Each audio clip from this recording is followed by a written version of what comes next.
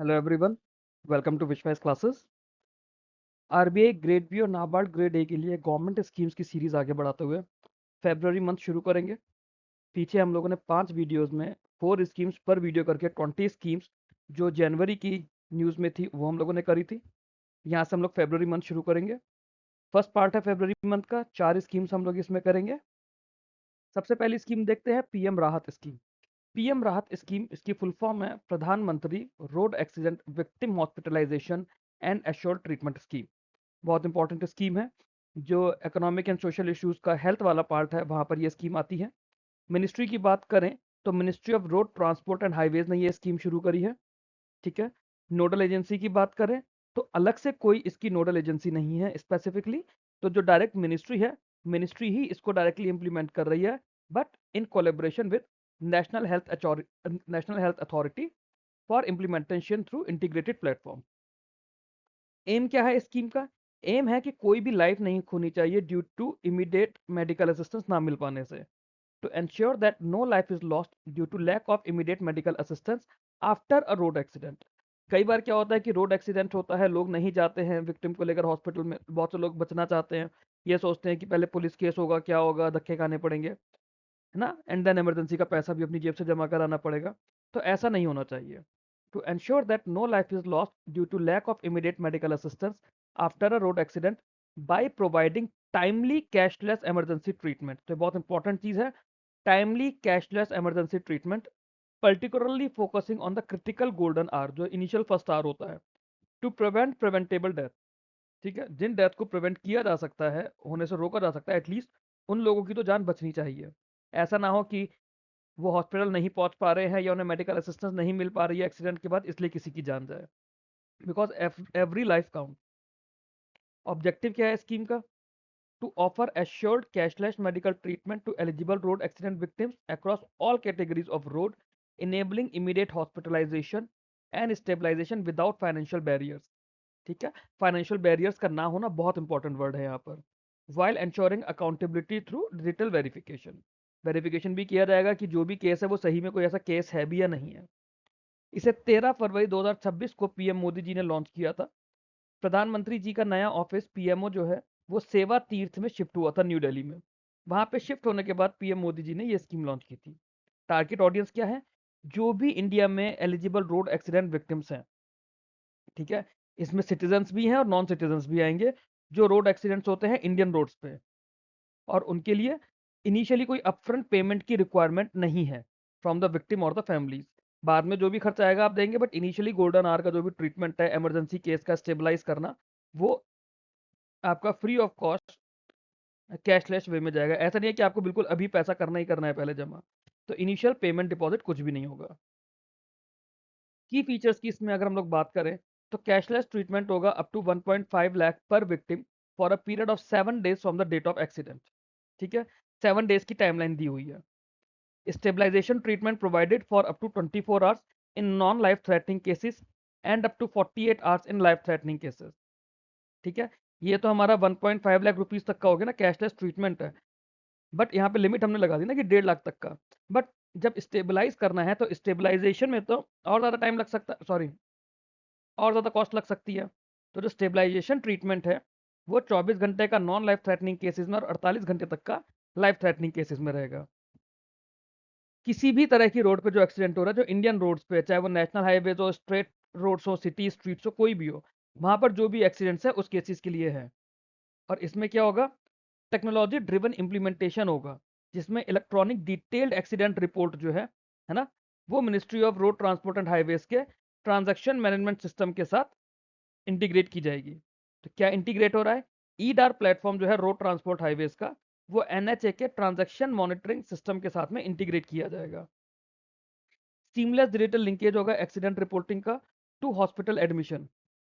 आपका एक्सीडेंट हुआ, वहां से आप पेशेंट को लेके हॉस्पिटल तक गए, अब जो भी ये बीच में सारा तामझाम होता है वो हैसल फ्री हो जाएगा। हॉस्पिटल में एडमिशन हो जाएगा, पुलिस ऑथेंटिकेशन हो जाएगा, ट्रीटमेंट होगा, क्लेम प्रोसेसिंग होगा, पेमेंट होगा। लोगों को इन चीज़ों में दिक्कत नहीं आएगी। ठीक है। फिर इसमें पुलिस कंफर्मेशन रिक्वायर्ड होगा विद इन डिफाइंड टाइमलाइन। वो क्या है? नॉन लाइफ थ्रेटनिंग के लिए 24 आवर्स और लाइफ थ्रेटनिंग के लिए 48 आवर्स। ये भी इंटीग्रेटेड डिजिटल सिस्टम के थ्रू होगा। अब रियम्बर्समेंट जो होगा हॉस्पिटल्स, भाई हॉस्पिटल थोड़ी ना फ्री में काम करेंगे, हॉस्पिटल को तो पैसा चाहिए ना। डॉक्टर आ रहा है, मेडिसिन लग रही हैं, स्टाफ लग रहा है, वो पैसा कहाँ से आएगा? विक्टिम को पैसा नहीं देना पड़ेगा। तो हॉस्पिटल को जो पैसा मिलेगा that will be through motor vehicle accident fund. ठीक है। अच्छा, ये भी हो सकता है कि बाद में इसके लिए अलग से बजटरी एलोकेशन कर दिया जाए, जैसे अनइंश्योर्ड या हिट एंड रन केसेस में। Otherwise motor vehicle accident fund के थ्रू रियम्बर्समेंट किया जाएगा। दूसरा, coordination with emergency response systems, जैसे जो हमारा इंटीग्रेशन पोटेंशियल है वो देखा जाएगा। 112 हेल्पलाइन जो है मेडिकल की, रैपिड के ना रैपिड एक्सेस के लिए वहाँ पे इंटीग्रेशन भी किया जाएगा इमरजेंसी रेस्पॉन्स सिस्टम्स का। तो मल्टीपल सिस्टम से एक साथ काम भी करेंगे। तो ये हमारे स्कीम के की फीचर्स हैं।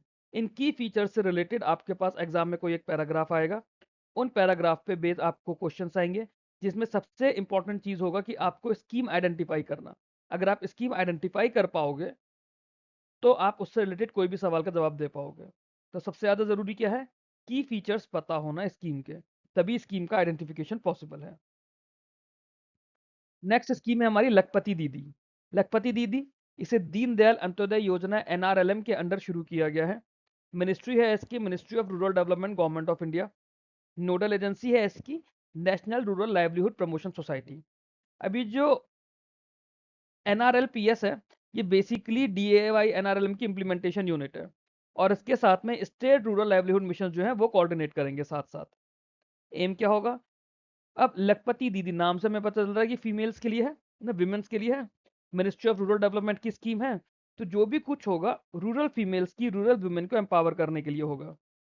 To empower rural poor women through एसएचजीस by enabling them to achieve sustainable annual household incomes of rupees 1 lakh or more, fostering economic self-reliance, poverty alleviation and inclusive rural development। ठीक है। तो annual house hold income provide करनी है 1 लाख रुपए तक की, या मे बी उससे ज्यादा भी अगर फिजिबल होता है तो, थ्रू सेल्फ हेल्प ग्रुप। ठीक है। हमें लखपति दीदी जो है वो हमें एसएचजी की मेंबर्स को लखपति दीदी बनाना है, whose household earn an average annual income of at least 1 lakh. ठीक है, ऐसा हमें क्रिएट करना है। And we have to ensure that sustained at least 4 agriculture season और बिजनेस साइकिल। अब ये मंथली इनकम 1 लाख की बात नहीं कर रहे हैं, एनुअल हाउस होल्ड इनकम की बात कर रहे हैं। ये मत कहना कि 12 लाख का पैकेज मिल रहा है। Annual house hold income at least 1 lakh हो जाए, मतलब महीने का करीब करीब 8,500 8,500 रुपए मिले, है ना। और ये एटलीस्ट 4 एग्रीकल्चर सीजन या बिजनेस साइकिल तक सस्टेन रहे। ऐसे नहीं है कि एक बार हो गया और खत्म हो गया। With monthly average exceeding ₹10,000 by diversifying livelihood, enhancing access to credit market skills and entitlement, while building strong community institution for long term empowerment। ठीक है। तो एम हमें समझ आ गया, ऑब्जेक्टिव हमें समझ आ गया। मंथली एवरेज एक्सीडिंग कितना रहना है? 10,000 रुपए। और कितने टाइम तक सस्टेन रखना है? क्वेश्चन यहाँ पे बनेगा कि कितने टाइम तक सस्टेन रहेगा। एटलीस्ट 4 एग्रीकल्चर सीजन या बिजनेस साइकिल। एग्जाम में मान लीजिए आपसे पूछा जाता है कि लखपति दीदी से रिलेटेड इनकरेक्ट स्टेटमेंट बताओ, और आपको ये एटलीस्ट 4 एग्रीकल्चर सीजन की जगह लिख दिया फॉर ओनली 4 एग्रीकल्चर सीजन। जैसे वो ओनली 4 एग्रीकल्चर सीजन हो जाएगा, आपका वही स्टेटमेंट गलत हो जाएगा। फीचर्स देखते हैं इसके क्या है। Mobilisation of rural poor women into एसएचजीज एंड देयर फेडरेशन। ठीक है। रूरल पुअर वुमेन को एसएचजीज में शामिल कराना या उनकी फेडरेशन में शामिल कराना, जैसे विलेज ऑर्गेनाइजेशन हो गए या क्लस्टर लेवल फेडरेशन हो गई, ताकि कलेक्टिव एक्शन, सेविंग्स और क्रेडिट एक्सेस का वो पार्ट बने। Provision of revolving fund, community investment fund and vulnerability reduction funds as resources in perpetuity to strengthen institutions. ठीक है। रिवॉल्विंग फंड लेकर आना है, कम्युनिटी इन्वेस्टमेंट फंड लेकर आना है बेसिकली, है कि वही फंड लोगों में घूमता रहता है। आज किसी ने 5,000 रुपए लोन ले लिया, है ना, फिर 3-4 महीने में उसने 5,000 रुपए वापस कर दिया, फिर वही उसी पैसे से किसी और को लोन मिल जाएगा। Focus on diversified sustainable livelihood in farm, non farm and elite sectors. ठीक है। डाइवर्सिफाइड सस्टेनेबल लाइवलीहुड देना है। डाइवर्सिफाइड एज इन कि ये नहीं कि सिर्फ खेती ही खेती करनी है, खेती के अलावा भी तो ऑप्शंस हैं। जैसे एग्रीकल्चर के साथ आप लाइव स्टॉक ले सकते हो, हैंडीक्राफ्ट्स का काम कर सकते हो, स्टार्टअप विलेज एंटरप्रेन्योरशिप प्रोग्राम्स होते हैं SVEP, उसके थ्रू एंटरप्राइजेज रन कर सकते हो। तो इस तरह की चीज़ों पे फोकस करना है इसमें। फाइनेंशियल इंक्लूजन करना है, बैंक लिंकेज किया जाएगा, लो एनपीए रहेंगे, इंस्टीट्यूशनल क्रेडिट रहेगा। ठीक है। और जो क्यूमुलेटिव क्रेडिट होगा वो 12 लाख करोड़ से ज़्यादा का रहेगा इसमें, जो ऐसा प्रोडिक्ट किया गया है। फिर कैपेसिटी बिल्डिंग कराई जाएगी, स्किलिंग कराई जाएगी, एंटरप्रेन्योरशिप प्रमोशन सिखाया जाएगा, मार्केट लिंकेजेस कराए जाएंगी, जैसे सरस आजीविका मेला लगते हैं, हैंडीक्राफ्ट फेयर लगते हैं। इसके अलावा और भी ऐसे बहुत सारे हैंडीक्राफ्ट फेयर लगते हैं टाइम एंड टाइम। अगर आप दिल्ली की साइड में या किसी मेट्रो सिटी में आप घूमेंगे तो आप देखेंगे कि हर महीने कोई ना कोई फेयर लगा हुआ है। कभी मिनिस्ट्री ऑफ टेक्सटाइल कोई हैंडीक्राफ्ट या हैंडलूम का फेयर लगा रही है, कभी सरस आजीविका मेयर फेयर लग रहे हैं, कभी सूरज कुंड का फेयर लग रहा है। ऐसे अलग अलग फेयर लगते रहते हैं। तो मार्केट लिंकेजेस होती है उससे इनकी। देन दूसरी स्कीम्स के साथ में इनका कन्वर्जेंस होना, ताकि हेल्थ, एजुकेशन, जेंडर इक्वलिटी, इन सब के लिए एंटाइटलमेंट मिल पाए। फिर उसके बाद क्या रहेगा, डिजिटल आजीविका रजिस्टर बनेगा, उसके थ्रू ट्रैकिंग की जाएगी for livelihood activities and income enhancement. और जो वल्नरेबल ग्रुप्स हैं, जैसे पीवीटीजीज होते हैं, पीडब्ल्यूडीज होते हैं, मैनुअल स्कैवेंजर्स होते हैं, उन पे स्पेशल एम्फेसिस दिया जाएगा। तो ये होगा स्कीम के की फीचर्स। एक बार आप लोग रीड करेंगे ना, वीडियो के साथ में एक बार सुनिए, उसके बाद एक बार रीड करिए पॉज करके, आप लोगों को समझ आने लग जाएगा, कुछ इसमें कॉम्प्लिकेटेड नहीं होगा कभी। टारगेट ऑडियंस की बात करें तो टारगेट ऑडियंस क्या है इसका, जो रूरल पुअर वुमेन है from identified house hold.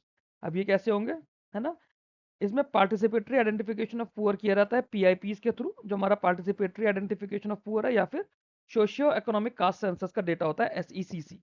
SECC होता है सोशियो इकोनॉमिक कास्ट सेंसस। उसके डेटा के थ्रू देखते हैं कि पुअर वुमेन कौन है ना, या फिर जो एसएचजीस की मेंबर्स हैं। और फोकस है जो पुअरेस्ट और मोस्ट वल्नरेबल है। ठीक है। अच्छा, कोशिश ये की जाएगी कि एटलीस्ट वन एडल्ट वुमेन पर poor rural house hold cover की जा सके। बजटरी एलोकेशन की बात करें तो बेसिकली जो DAY-NRLM है ना, दीनदयाल अंत्योदय योजना, नेशनल रूरल लाइवलीहुड मिशन, वो एक सेंट्रल स्पॉन्सर्ड स्कीम है, और लखपति दीदी इनिशिएटिव इसी स्कीम का एक पार्ट है। DAY-NRLM का बजट अप्रोक्सीमेटली 19,200 करोड़ रुपए है, और इनका लखपति दीदी का अलग से कोई स्पेसिफिक बजट नहीं है। अगर इस अच्छा, वन मोर थिंग, ये डेटा मैंने फैब के हिसाब से बनाया है, बट मे बी कुछ चीज़ें वेबसाइट्स पर कई बार अपलोड नहीं होती हैं, जो मिनिस्ट्री की वेबसाइट्स हैं। अगर कहीं पर भी लगता है कि कोई चीज़ इसमें कम रह गई है या फिर कोई चीज़ गलत है, उसे आप लोग कमेंट बॉक्स में ज़रूर बताइएगा। लेटेस्ट अपडेट्स की बात करें तो गवर्नमेंट ने लखपति दीदीज का जो टारगेट है वो 3 करोड़ से बढ़ा के 6 करोड़ कर दिया है। इनिशियली इसकी जो टाइमलाइन थी मार्च 2027 तक 3 करोड़ कर रहा था। अब क्योंकि ये टारगेट पहले ही अचीव कर लिया गया है, तो मार्च 2029 तक के लिए नया टारगेट दे दिया है कि 6 करोड़ लखपति दीदीज बनानी है। ठीक है। यूनियन मिनिस्टर है हमारे एग्रीकल्चर के शिवराज सिंह जी, जो पहले मध्य प्रदेश के चीफ मिनिस्टर थे। इन्होंने DAY-NRLM की एक रिव्यू मीटिंग चेयर की थी। ठीक है। वहां पर इन्होंने बोला कि कैसे एक्शन प्लान करना है 6 करोड़ का टारगेट करने के लिए। और इसमें खास चीज बोली है, including linkages at least 10 crore women to financial inclusion initiative. 6 crore तो लखपति दीदी बनानी है, बट उनके साथ में हमें 10 करोड़ वुमेन को फाइनेंशियल इंक्लूजन से जोड़ना है। फिर कुछ इवेंट्स होते हैं, जैसे सरस आजीविका मेला हुआ था 2026 का, वहां पे लखपति दीदीज के प्रोडक्ट्स और एंटरप्रेन्योरशिप के ऑप्शंस आए थे उन लोगों के लिए। CLCC मीटिंग्स होती है जहाँ पे बैंक लिंकेजेस और एंटरप्राइज फाइनेंसिंग को हाईलाइट किया जाता है। आप लोग मुझे कमेंट बॉक्स में बताएंगे कि सरस आजीविका मेला 2026 कहाँ पर हुआ था। इसका वेन्यू आप लोग मेरे को सर्च करके कमेंट बॉक्स में बताएंगे। अगली स्कीम पर चलते हैं। नेक्स्ट है हमारा एग्रीकल्चर इंफ्रास्ट्रक्चर फंड, जिसे हम AIF कहते हैं। ये फंड है जो कि ministry of agriculture and farmer welfare के अंडर बनेगा। नोडल एजेंसी है इसकी department of agriculture and farmer welfare. ठीक है। एक डेडिकेटेड पोर्टल बनाया जाएगा, ऑनलाइन पोर्टल है इसका, जिसके थ्रू इंप्लीमेंट किया जाएगा agriinfra.dac.gov.in। agriinfra.dac.gov.in एक डेडिकेटेड ऑनलाइन पोर्टल होगा AIF के लिए। मैनेज करने का काम होगा सेंट्रल प्रोजेक्ट मैनेजमेंट यूनिट का। ठीक है। और जो लैंडिंग होगी, क्योंकि फंड बन रहा है ना, तो कहीं से पैसा आ रहा है, वो पैसा बैंक से, फाइनेंशियल इंस्टीट्यूशन से, नाबार्ड से, NCDC से, या बाकी ऐसी एलिजिबल एंटिटीज के थ्रू आएगा। एम क्या है AIF का, to mobilise medium to long term debt financing for creating post harvest management infrastructure. तो यहाँ पे हम किसानों को खेती करने के लिए लोन नहीं दे रहे हैं, पोस्ट हार्वेस्ट मैनेजमेंट इंफ्रा बनाया जा रहा है। And community farming assets at the farm gate and aggregation points. इससे क्या होगा, जो एग्रीकल्चर वैल्यू चेन है वो स्ट्रेंथन होगी, जो पोस्ट हार्वेस्ट लॉसेस होते हैं वो कम होंगे, फार्म गेट इंफ्रा जो है वो इम्प्रूव होगा, और इस सबसे क्या होगा, जो ओवरऑल फार्मर इनकम्स है वो बेटर स्टोरेज, प्रोसेसिंग और मार्केटिंग फैसिलिटीज के थ्रू वो एनहेंस होएगी। Objective to provide interest subvented loans for viable project in the post harvest infrastructure. ठीक है, टर्म याद रखिएगा, इंटरेस्ट सबवेंटेड बोला है, मतलब इसमें इंटरेस्ट सबवेंशन होगा। ऐसा नहीं है कि इंटरेस्ट फ्री हो गया, इंटरेस्ट फ्री नहीं है, उस पर एक तरह की सब्सिडी सी मिलेगी इंटरेस्ट पर। अब पोस्ट हार्वेस्ट इंफ्रास्ट्रक्चर क्या है? जैसे स्टोरेज यूनिट्स हो गई, कोल्ड चेन्स हो गए, प्रोसेसिंग यूनिट्स हो गई, या फिर कुछ वायबल फार्मिंग एसेट्स होते हैं। ठीक है, अच्छा इसके अंदर क्या होगा? जो प्रायोरिटी सेक्टर लैंडिंग होगी वो भी आएगी। Directing priority sector lending to previously unviable areas via incentives like interest subvention, credit guarantees and convergence support.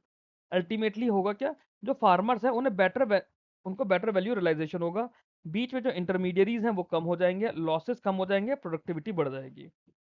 ठीक है, तो मेन जो एम है वो पोस्ट हार्वेस्ट इंफ्रास्ट्रक्चर और वायबल फार्मिंग एसेट्स का है। क्लियर? फीचर्स देखते हैं इसके क्या है। फीचर्स की बात करें तो फाइनेंसिंग फैसिलिटी जो है ओरिजिनली एक लाख करोड़ की गई थी। ठीक है, बट रिसेंटली क्या करा है, इसे हमने 2 लाख करोड़ बढ़ा दिया है, बढ़ा के 2 लाख करोड़ कर दिया ताकि रीच बढ़ जाए। इंटरेस्ट सबवेंशन दिया जाएगा 3% पर एनम का by the government of India, but ये किसके लिए है? Limited to loans up to 2 crore per project. ठीक है, हायर लोन अमाउंट्स के लिए भी पॉसिबल है, बट वो डिपेंड करता है कि उसके लिए क्या क्या कंडीशन होंगी, वो अभी ऐसा बताई नहीं गई थी जब तक मैं ये पीपीटी बना रहा था। क्रेडिट गारंटी कवरेज होगी, लोन्स की अप टू 2 करोड़ तक के जो लोन्स है उसकी क्रेडिट गारंटी कवरेज रहेगी। मोरेटोरियम पीरियड जो है वो 2 साल का रहेगा, और रीपेमेंट ऑप्शन 7 साल का। ये बहुत इंपॉर्टेंट है, रीपेमेंट ऑप्शन 7 साल को जो है उसी में मोरेटोरियम पीरियड इंक्लूडेड है। दैट मीन्स 5 साल का लोन होगा जिसमें 2 साल तक का मोरेटोरियम पीरियड मिल सकता है। एलिजिबल प्रोजेक्ट्स क्या क्या है यहाँ पे? अब यहाँ पे आपको पता चलेगा क्या क्या प्रोजेक्ट्स हैं।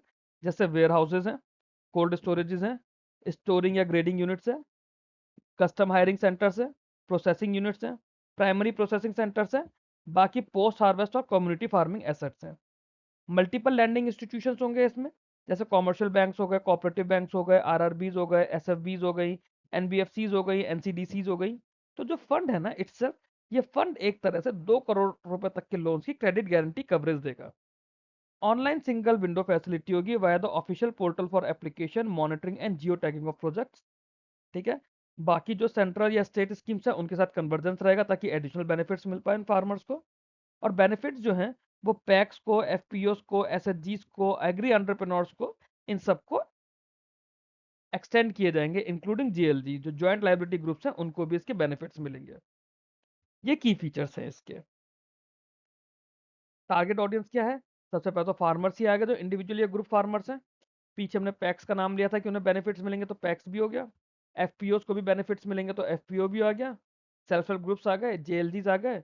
जो मल्टीपर्पज कोऑपरेटिव सोसाइटीज हैं, एग्री एंटरप्रेन्योर्स हैं, स्टार्टअप्स हैं, या एपीएमसीज हैं, मंडीज हैं, स्टेट एजेंसीज हैं, वो सब इसकी टारगेट ऑडियंस है।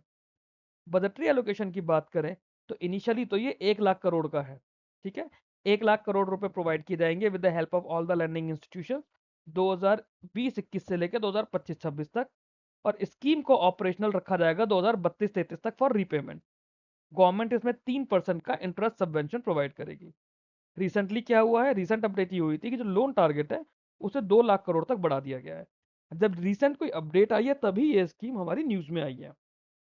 तो ये जो भी रिसेंट अपडेट है ये फरवरी मंथ की है, क्योंकि उसी वजह से स्कीम न्यूज में आई है, जिस वजह से मैंने यहाँ पे इसे इंक्लूड किया। अगली स्कीम पर चलते हैं। अच्छा, लेटेस्ट अपडेट यही है इसकी कि जो प्राइम मिनिस्टर थे उन्होंने इसका एआईएफ का टारगेट 1 लाख करोड़ से बढ़ा के 2 लाख करोड़ कर दिया है। ठीक है, वही जो पीएम मोदी की सेवा तीर्थ पे पीआईबी की रिलीज थी, ये वहां से हुआ है ये। आगे चलते हैं। नेक्स्ट स्कीम है हमारी startup India funds of fund 2.0। ठीक है, इसको स्टार्टअप इंडिया एफओएफ 2.0 भी बोला जाता है। Ministry of commerce and industry की स्कीम है गवर्नमेंट ऑफ इंडिया की। नोडल एजेंसी क्या है? Department for promotion of industry and internal trade, DPIIT. DPIIT इसका नोडल एजेंसी है। और ऑपरेशनल मैनेजमेंट वगैरह जो है वो सिडबी के थ्रू देखा जाएगा, क्योंकि सिडबी इसमें फंड मैनेजर का काम कर रहा है। ये भी बहुत ज्यादा जरूरी है, हमें देखना है कि फंड मैनेजर कौन है। एग्जाम में पूछा जा सकता है स्कीम को आइडेंटिफाई करा के कि इसका फंड मैनेजर कौन है। नाउ एम क्या है इसका? To mobilise long term domestic venture capital. तो सबसे पहली चीज, वेंचर कैपिटल फंड है एक तरह का फॉर इंडिया स्टार्टअप इकोसिस्टम। ठीक है, accelerate the next phase of innovation led entrepreneurship, strengthen the domestic venture capital base, and support high impact startups and priority sectors to drive economic growth, self-reliance and positioning India as a global innovation hub। ठीक है, objective क्या रहेगा इसका? जो funding gaps है high risk innovation driven areas में, उन funding gaps को कम करना है। ठीक है, by committing government capital to SEBI registered alternative investment fund, AIFs को दिया जाएगा। एआईएफ क्या होते हैं? इसके लिए आरबीआई ग्रेड बी की फाइनेंस प्लेलिस्ट में ऑलरेडी एक वीडियो मैंने प्रॉपर्ली अपलोड किया हुआ है। बहुत सारे तरह के ऑल्टरनेटिव इन्वेस्टमेंट फंड्स होते हैं। अब ये जो ऑल्टरनेटिव इन्वेस्टमेंट फंड्स होंगे, ये स्टार्टअप्स में इन्वेस्ट करेंगे, क्योंकि वो ऐसे हाई रिस्क स्टार्टअप्स है कि डायरेक्ट उन्हें बैंक से लोन नहीं मिलेगा। तो उन्हें वो लोग चाहिए जो वेंचर कैपिटलिस्ट होते हैं या फिर इस तरह के स्टार्टअप में पैसा लगाते हैं। तो उन्हें पैसा लगाने के लिए भी तो पैसा चाहिए कहीं से, तो गवर्नमेंट डायरेक्टली नहीं लगाएगी, वो एआईएफ्स के थ्रू लगाएगी, है ना। The focus on providing patient capital to deep tech driven innovative manufacturing, early growth stage founders and startup beyond major metro. इससे क्या होगा? जो प्राइवेट इन्वेस्टमेंट है वो मार्केट में आने लगेगा। रिड्यूसिंग अर्ली स्टेज फेलियर्स, क्यों? क्योंकि कई बार क्या होता है कि इनिशियली कैपिटल नहीं मिला, तो वो इंडस्ट्री सस्टेन ही नहीं कर पाती है, वो स्टार्टअप सस्टेन नहीं कर पाते हैं। And fostering breakthrough in critical technologies for national priority.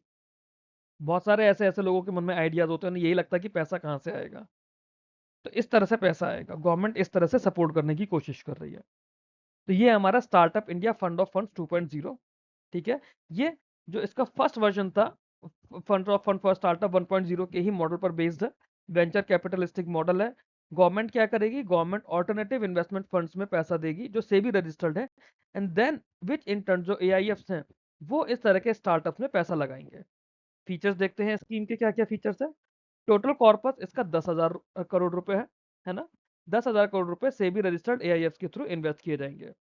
फिर इसमें टारगेटेड और सेगमेंटेड अप्रोच होगी, जैसे प्रायोरिटीज हैं डीप टेक और टेक ड्रिवन इनोवेटिव मैन्युफैक्चरिंग, जिसके अंदर लॉन्ग टर्म पेशेंट कैपिटल चाहिए, या अर्ली ग्रोथ, जो अर्ली ग्रोथ स्टेज स्टार्टअप्स होते हैं वो, है ना। तो ये नए आइडियाज को, इनोवेटिव आइडियाज को सपोर्ट करेंगे, और जो नेशनल रीच पे काम कर रहे हैं, encouraging investment outside major cities.